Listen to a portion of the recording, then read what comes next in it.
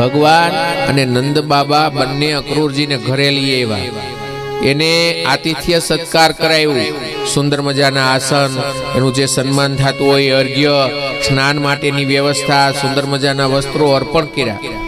પછી એમના માટે દિવ્ય ભોજનો બનાવ્યા અને એમને ભોજન કરાવ્યા. ભોજન કરાવ્યા પછી સુંદર મજાના બધા બેઠા છે ને, ત્યારે હાથ જોડી નંદ બાબા કહે છે કે હે અક્રૂરજી, ત્યાં કંસના ત્રાસથી અમારો જે પરિવાર છે એ તો સુરક્ષિત છે. વસુદેવજી અને દેવકીજી તો કુશળ છે ને, આપના અહીંયા પધારવાનું પ્રયોજન.